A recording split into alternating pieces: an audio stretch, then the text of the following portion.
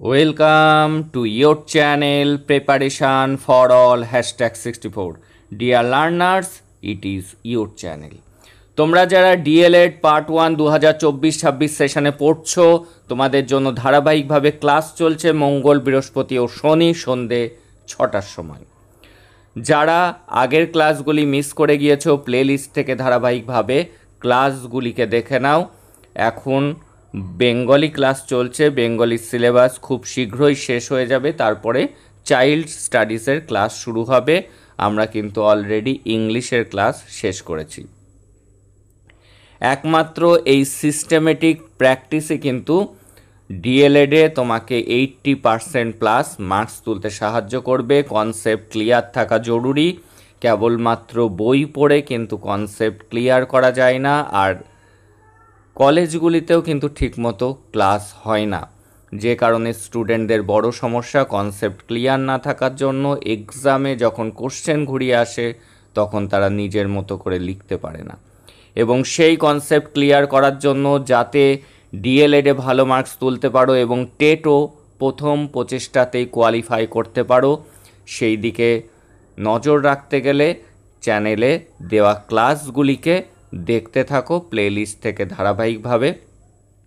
English যখন দেখবে 2-3 দিনের মধ্যে পরপর ইংলিশগুলো দেখে নেবে। বাংলা যখন দেখবে বাংলার পরপর ক্লাসগুলি ডে 1, ডে 2, ডে 3 করে দেখবে। এইভাবে দেখো, তাহলে বেশি উপকৃত হবে। দেখো, আজকে অধ্যায় 9, নবম অধ্যায় থেকে নবম অধ্যায় হলো ভাষার স্বরূপ। আজকে ডে 15 ক্লাস। যখন বাংলা দেখবে, যারা আগের ক্লাসগুলি দেখোনি পরপর ক্লাসগুলিকে দেখে নাও, তাহলে কিন্তু বাংলার উপর একটা কনসেপ্ট ক্লিয়ার থাকবে। আজকে একটি 7 মার্কসের গুরুত্বপূর্ণ কোশ্চেন এবং তার আনসার। একজন আদর্শ শিক্ষকের কি কি গুণাবলী থাকা প্রয়োজন। একদম যেভাবে পয়েন্টস করে দিয়েছি এইভাবে লিখলে কিন্তু তোমরা ফুল স্কোর করতে পারবে, 7 আউট অফ 7 পেতে পারো। একজন আদর্শ শিক্ষকের গুণাবলী এইভাবে তুমি প্রথমে একটা পয়েন্টস করবে। একজন আদর্শ শিক্ষক শুধু পড়ান না, তিনি শিক্ষার্থীদের জীবনের পথ দেখান। এমন শিক্ষক শিক্ষার্থীদের মনের গভীরে প্রভাব ফেলেন।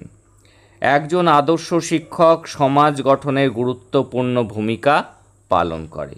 নিচে একজন আদর্শ শিক্ষকের কিছু গুরুত্বপূর্ণ গুণ তুলে ধরা হলো। এইভাবে প্রথমে একটা ভূমিকা লেখা হলো। এবার গুণাবলীগুলি এক এক করে এরকম পয়েন্টস করে করে লিখবে। এক হলো সততা। একজন আদর্শ শিক্ষক সর্বদা সৎ, ন্যায়নিষ্ঠ থাকেন। তিনি শিক্ষার্থীদের কাছে সত্য ও ন্যায়ের দৃষ্টান্ত স্থাপন করেন। শিক্ষকের মধ্যে যদি সততা, ন্যায়নিষ্ঠ ভাব না থাকে, তাহলে শিক্ষার্থীরা তার কাছ থেকে কি করে শিখবে, সেই গুরুত্বপূর্ণ গুণটি। সেই জন্য একজন আদর্শ শিক্ষককে কিন্তু সবসময় সর্বদা সততা এবং ন্যায়নিষ্ঠ নিয়ে কিন্তু চলতে হয়, কারণ তারাই কিন্তু সমাজের রোল মডেল। সহনশীলতা আরও একটি গুরুত্বপূর্ণ গুণ হলো সহনশীলতা। সব শিক্ষার্থী একরকম হয় না, তাই একজন আদর্শ শিক্ষক ধৈর্য ধরে প্রত্যেককে বুঝিয়ে শেখান। যে ছেলেটি একটু পিছিয়ে রয়েছে, বুঝতে কম পারছে, সে বুঝতে পারছে না, শিক্ষক যদি রেগে যান, তাকে তিরস্কার করেন, তাহলে কিন্তু তার শেখার প্রতি ভীতি তৈরি হবে। সেই জন্য শিক্ষককে ধৈর্য ধরে তাকে বুঝিয়ে বুঝিয়ে শেখাতে হবে। রবীন্দ্রনাথ বলেছিলেন, তারাই শিক্ষক হবার উপযুক্ত যারা ধৈর্যবান। তাহলে একজন আদর্শ শিক্ষকের একটা উল্লেখযোগ্য গুণাবলী হলো ধৈর্য বা সহনশীলতা। তাকে কিন্তু ধৈর্যশীল হতে হবে, ধৈর্যবান হতে হবে। আর কি, তাকে হতে হবে পরিশ্রমী। একজন আদর্শ শিক্ষক পড়ানোর জন্য সব সময় পরিশ্রম করবেন। ফাঁকি দেব এই টেন্ডেন্সি নিয়ে কখনোই শিক্ষক হবে না। জানবে যে তোমার কাজ হলো সমাজ গড়ে তোলা। শিক্ষার্থীদেরকে শেখাতে গেলে একজন আদর্শ শিক্ষক তিনিও কিন্তু তাদের সাথে পরিশ্রম করেন। তিনি প্রতিটি পার্ট ভালোভাবে প্রস্তুত করে ক্লাসে আসেন।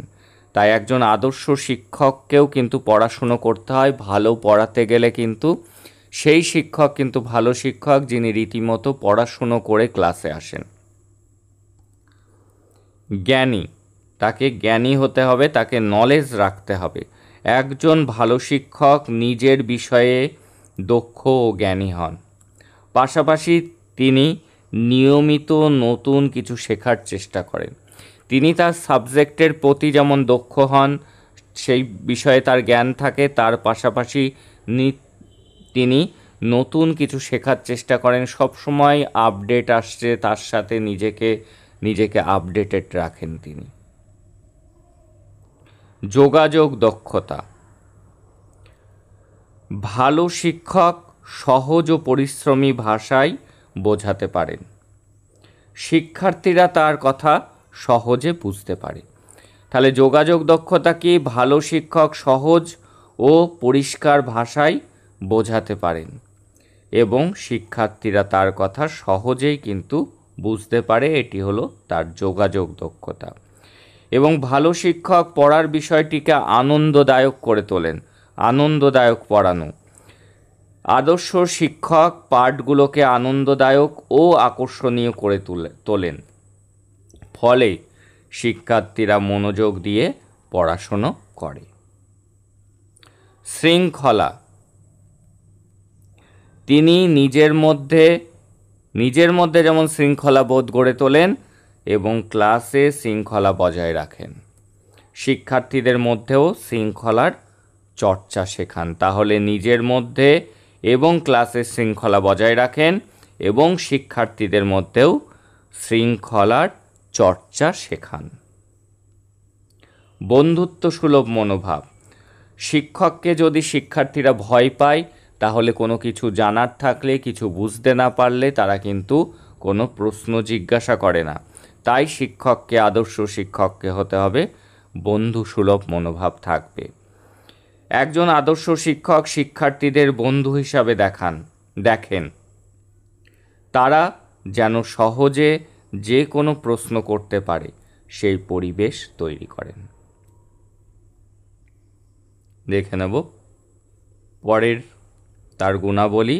আদর্শ চরিত্র, আইডিয়াল ক্যারেক্টার হবেন আদর্শ শিক্ষক। শিক্ষকের আচরণ, কথা, পোশাক সব কিছুতেই শিক্ষার্থীদের জন্য অনুকরণীয় হওয়া উচিত। শিক্ষার্থীরা শিক্ষককে অনুকরণ করে, সেই জন্য শিক্ষককে তার আচরণ মার্জিত করতে হবে, যাতে তার কাছ থেকে সেই গুণাবলী শিক্ষার্থীরা শিখতে পারে। কথা, সে বাকপটু হবে, সুন্দরভাবে কথা বলবে, প্রেজেন্টেশনটা সুন্দর হবে, তার পোশাকে রুচিবোধ থাকবে। এই সব কিছুই কিন্তু শিক্ষার্থীদের কাছে যাতে অনুকরণীয় হয়, শিক্ষার্থীরা তাকে অনুকরণ করতে পারে, সেই বিষয়ে তার নজর দিতে হবে। উৎসাহ প্রদান, তিনি শিক্ষার্থীদের উৎসাহ দেন যাতে তারা সাহস পায় ও আত্মবিশ্বাস নিয়ে এগিয়ে যেতে পারে। তাহলে কি একজন আদর্শ শিক্ষক সবসময় কিন্তু শিক্ষার্থীদেরকে এনকারেজ করে থাকেন, উৎসাহিত করে থাকেন, কখনোই তাদেরকে তিরস্কৃত বা হতাশাজনক কথা যে তোর দ্বারা কিচ্ছু হবে না, এসব কিন্তু একজন আদর্শ শিক্ষক বলেন না। আদর্শ শিক্ষক সব সময় বলেন, চেষ্টা করো, তুমিও পারবে, তোমার মধ্যেও সেই পোটেনশিয়ালিটি আছে। সব সময় স্টুডেন্ট সামান্যতম অগ্রগতি করলেও শিক্ষক তাকে প্রশংসা করবেন, এতে তার মধ্যে উৎসাহ বাড়বে পড়ার প্রতি। নৈতিক শিক্ষা, শুধু বইয়ের পড়া নয়, আদর্শ শিক্ষক শিক্ষার্থীদের নৈতিকতা, মূল্যবোধ ও মানবতা শেখান। তাহলে আদর্শ শিক্ষক কি কি শেখান শিক্ষার্থীদের? নৈতিকতা, মূল্যবোধ ও মানবতা শেখান। সমতা ও নিরপেক্ষতা, তিনি কাউকে পক্ষপাত করেন না, কাউকে বেশি ভালোবাসছেন, পার্শিয়ালিটি করে নাম্বার বাড়িয়ে দিচ্ছেন, এটা কিন্তু আদর্শ শিক্ষকের গুণাবলী নয়। সেই জন্যই কোর্ট কিন্তু শিক্ষকদের টিউশন নিষিদ্ধ করেছেন, কারণ স্কুলের তার ছাত্র থাকলে যাতে তিনি পার্সিয়ালিটি করতে না পারেন, এই মনোভাব তার মধ্যে গড়ে না ওঠে, সেই জন্যই কিন্তু শিক্ষকদের, সরকারি স্কুলের শিক্ষকদের টিউশন কিন্তু কোর্ট নিষিদ্ধ করেছে। তিনি কাউকে পক্ষপাত করবেন না, সব শিক্ষার্থীকে সমানভাবে ভালোবাসবেন ও মূল্যায়ন করবেন। যে ফার্স্ট বয় তাকেও তিনি যে নজরে দেখবেন, যে পিছিয়ে পড়া পিছনের দিকের ছাত্র তার প্রতিও কিন্তু তিনি নজর দেবেন, তাকেও কিন্তু শেখানোর চেষ্টা করবেন, সমান ভালোবাসা তাকেও দেবেন। প্রযুক্তির ব্যবহার, যুগের পরিবর্তনের সাথে সাথে শিক্ষকদেরকেও আপডেট হতে হবে, কম্পিউটার নলেজ তাদের থাকতে হবে, প্রজেক্টর কিভাবে চালাতে হয় সেগুলি কিন্তু তাদেরকে জানতে হবে। আধুনিক যুগের শিক্ষাকে প্রযুক্তির জ্ঞান সম্পন্ন হতে হয়। আধুনিক যুগের শিক্ষককে প্রযুক্তি জ্ঞান সম্পন্ন হতে হয়। অনলাইন শিক্ষা, ডিজিটাল টুল বলতে স্কুলে এখন অনেক স্কুলে প্রজেক্টরের ব্যবহার হচ্ছে, সেই প্রজেক্টর ব্যবহার ইত্যাদির ব্যবহারে তিনি পারদর্শী হন। যদি তিনি কম্পিউটার চালাতে বা প্রজেক্টর চালাতে না পারেন, তাহলে কিন্তু তিনি প্রযুক্তিগতভাবে পিছিয়ে পড়বেন। তাই যুগের সাথে তাল মিলিয়ে তাকে কিন্তু প্রযুক্তিতেও দক্ষ হতে হবে। এবার উপসংহারে কি বলা যেতে পারে? একজন আদর্শ শিক্ষক শিক্ষার্থীদের জীবনের আলোকবর্তিকা, তিনি কিন্তু তাদের জীবনের পথ নির্দেশক। তার গুণাবলী শুধু শিক্ষালয়ে নয়, অর্থাৎ ক্লাসরুমের মধ্যে নয়, সারা জীবন পথ চলায় শিক্ষার্থীদেরকে প্রভাবিত করে। তাই একজন শিক্ষকের উচিত এই গুণাবলীকে নিজের মধ্যে গড়ে তোলা।